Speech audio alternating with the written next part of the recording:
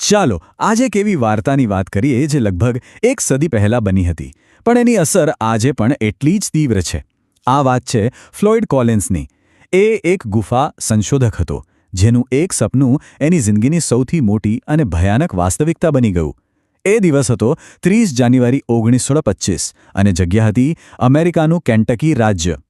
આખી કહાણીનો, આખી દુર્ઘટનાનો સાર બસ આ એક જ માપમાં સમાયેલો છે, માત્ર 9 ઇંચ. વિચારી તો જુઓ, આટલી નાની જગ્યાએ એક માણસની જિંદગીનો ફેસલો કરી નાખ્યો. તો સવાલ એ જ છે ને કે આટલી નાનકડી જગ્યા કેવી રીતે એક રાષ્ટ્રીય દુર્ઘટના બની ગઈ? આ સવાલ જ આપણને 1925ની એ થીજવી દેતી ઠંડીમાં લઈ જાય છે. એક એવી ઘટના તરફ જે આખા દેશના શ્વાસ અદ્ધર કરી દીધા હતા. તો આ વાર્તાની શરૂઆત થાય છે ફ્લોયડ કોલિન્સથી.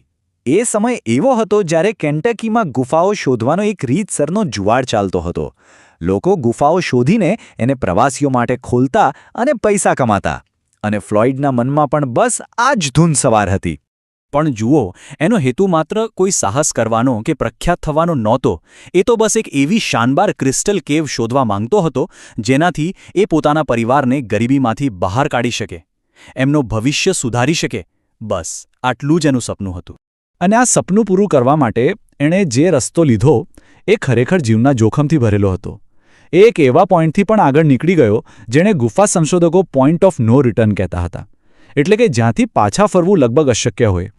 હવે એ 9 ઇંચના જોખમી છિદ્રમાંથી પસાર થયા પછી ફ્લોયડને લાગ્યું કે એની મહેનત સફળ થઈ ગઈ, પણ એની આ ખુશી બસ થોડી જ વાર ટકી. એની આંખો સામે જે દૃશ્ય હતું એ અકલ્પનીય હતું. એ ખૂબસૂરત ક્રિસ્ટલ ચેમ્બર, એ જ ક્ષણ જેનું એણે સપનું જોયું હતું. એની બધી જ મહેનત જાણે સફળ થઈ ગઈ હતી. પણ જેવો એ ખુશીથી ઝૂમીને પાછો ફરવા ગયો, એના હાથમાંથી લાલટેન છટકી અને સીધી પથ્થર પર પટકાઈ.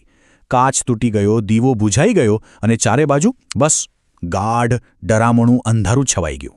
એ અંધારામાં જ પાછા ફરવાનો પ્રયત્ન કરી રહ્યો હતો, ત્યાં જ એક છૂટો પડેલો 27 કિલોનો પથ્થર સરકીને સીધો એના પગ પર આવીને પડ્યો. અને બસ એ જ 9 ઇંચની જગ્યામાં એ ફસાઈ ગયો. જમીનથી 55 ફૂટ નીચે, અંધારામાં, એકલો, સંપૂર્ણપણે લાચાર. બીજા દિવસે જ્યારે ઘરે ન પહોંચ્યું, ત્યારે એના પરિવારે શોધખોળ કરી અને છેવટે ફ્લોયડનો અવાજ સંભળાયો. એને બચાવવાના પ્રયાસો તરત જ શરૂ થઈ ગયા. એનો ભાઈ હુમર જેમ તેમ કરીને એની પાસે પહોંચ્યો, ખાવાનું પહોંચાડ્યું, પણ એને બહાર ના કાઢી શક્યો. લોકોએ ગુફાની દિવાલ તોડવાનો પ્રયત્ન કર્યો, દોરડાથી ખેંચવાની કોશિશ કરી, પણ બધા જ પ્રયત્નો નિષ્ફળ ગયા. ગુફાની બનાવટ જ એવી હતી કે કોઈ પણ બચાવ વ્યૂહરચના કામ જ નહોતી કરી રહી. જેમ જેમ દિવસો પસાર થતા ગયા અને બચાવ કામગીરી થંભી ગઈ, તેમાં વાર્તા સ્થાનિક સમાચારોમાંથી નીકળીને આખા દેશમાં આગની જેમ ફેલાઈ ગઈ. અને અહીંથી આખી કહાણીમાં એક વિચિત્ર વળાંક આવે છે. વિલિયમ મિલર નામનો એક હિંમતવાળો પત્રકાર કોઈક રીતે સરકીને ફ્લોયડ સુધી પહોંચી ગયો અને એનો ઇન્ટરવ્યૂ કર્યો. અને એ ઇન્ટરવ્યૂ છપાયા પછી તો ફ્લોયડ કોલિન્સની અંગત પીડા એક રાષ્ટ્રીય તમાશો બની ગઈ. દૃશ્ય ખરેખર અજીબ હતું. નીચે 55 ફૂટ ઊંડે ફ્લોયડ ઠંડીમાં, અંધારામાં એકલો જીવન માટે લડી રહ્યો હતો. અને ઉપર જમીન પર હજારો લોકોની ભીડ ભેગી થઈ ગઈ હતી. ખાવા પીવાના સ્ટોલ લાગી ગયા હતા, જાણે કોઈ મોટો મેળો ભરાયો હોય. જ્યારે ગુફાની અંદરથી બચાવના બધા જ રસ્તાઓ બંધ થઈ ગયા, ત્યારે એન્જિનિયરોએ એક છેલ્લો પણ સૌથી મુશ્કેલ નિર્ણય લીધો. સમય તો બસ વહેતો જ જતો હતો. 5મા દિવસે વાર્તા આખા દેશમાં પહોંચી ગઈ, પણ 15મા દિવસ સુધીમાં તો ફ્લોયડને ગરમી આપવા માટે લગાવેલો એકમાત્ર બલ્બ પણ બુઝાઈ ગયો. એની સાથે સાથે લોકોની આશા પણ બુઝાઈ રહી હતી. હવે એક જ રસ્તો હતો. બચાવકર્તાઓએ જમીનની ઉપરથી સીધી ફ્લોયડ સુધી પહોંચવા માટે એક નવી શાફ્ટ ખોદવાનું શરૂ કર્યું. આ કામ સહેલું નહોતું, હાથ વડે ધીમું અને ખૂબ જ મહેનત માંગી લે તેવું ખોદકામ. અને સામે સમય ભાગી રહ્યો હતો. અને આખરે 18મા દિવસે બચાવકર્તાઓની મહેનત સફળ થઈ. એ શાફ્ટ દ્વારા ફ્લોયડ સુધી પહોંચવામાં સફળ રહ્યા. એનો ભાઈ હુમર જ સૌથી પહેલાં એની પાસે પહોંચ્યો, પણ ત્યાં સુધીમાં બહુ મોડું થઈ ગયું હતું. ફ્લોયડ ઠંડી, ભૂખ અને થાક સામે પોતાની જિંદગીની લડાઈ હારી ચૂક્યો હતો.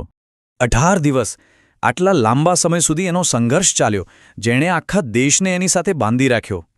55 ફૂટ જમીનની નીચે આટલી ઊંડાઈએ તે એકલો લડતો રહ્યો.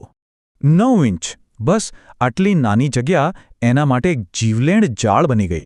અને 27 કિલો, એક નાનકડા પથ્થરનું વજન જે એક મોટા સપના પર ભારે પડી ગયું. ફ્લોયડ કોલિન્સની આ વાર્તા આપણને એ વિચારવા પર મજબૂર કરી દે છે કે ક્યારેક સપના અને દુર્ઘટના વચ્ચેનું અંતર કેટલું ઓછું હોય છે, કદાચ માત્ર થોડા ઇંચનું.